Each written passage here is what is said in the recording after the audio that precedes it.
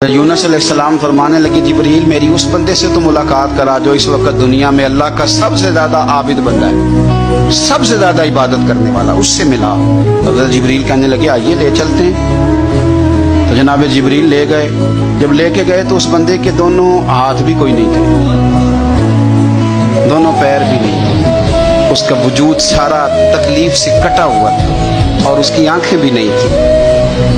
हज़रत यूनुस अलैहिस्सलाम फरमाने लगे, ऐ जिब्रील अमीन अलैहिस्सलाम, मैंने तो कहा था आबिद बंदे के पास ले आए, आप बीमार के पास ले आए।